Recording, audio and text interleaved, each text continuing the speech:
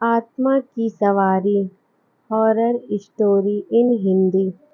दिन में काम करने के साथ ही रात को आराम करना भी उतना ही जरूरी होता है। कभी-कभी हमें ज़्यादा लालच भारी पड़ सकता है। ये कहानी आत्मा की सवारी उसी के बारे में है। एक रेलवे स्टेशन पर एक रात की गहरी अंधकार में विभिन्न ऑटो ड्राइवर खड़े थे। आवागमन के साथ ही ये ड्राइवर यात्रीगण को उनके गंतव्यों की ओर ले जाने का काम कर रहे थे।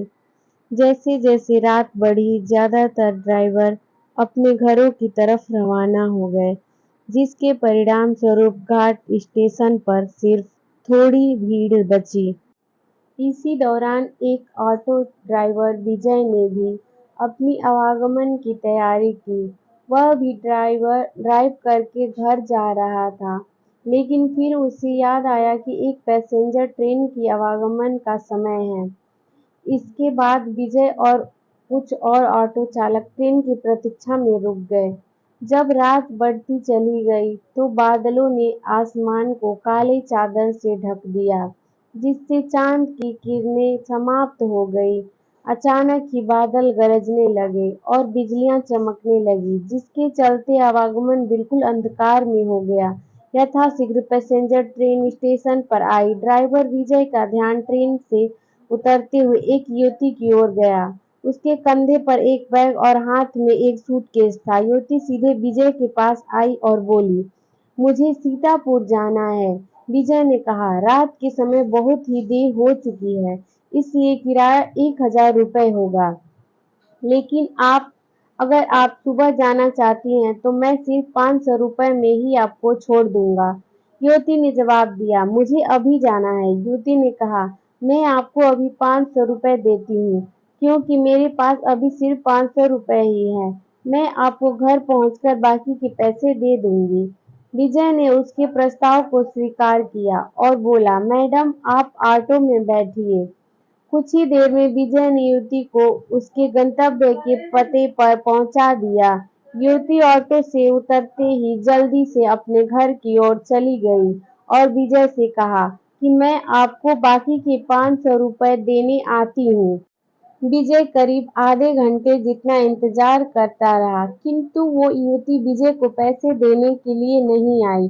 अब विजय ने सोचा कि मुझे देर हो रही है, क्यों न मैं उस युवती के घर पे जाकर पैसे ले लूं।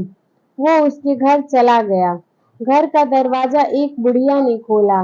विजय ने उससे कहा कि मैं एक मैडम यहाँ ऑटो से आई थी, उन्हें मुझे मेरे 500 रुपये देने हैं। वो अब तक पैसे लेकर बाहर नहीं आई।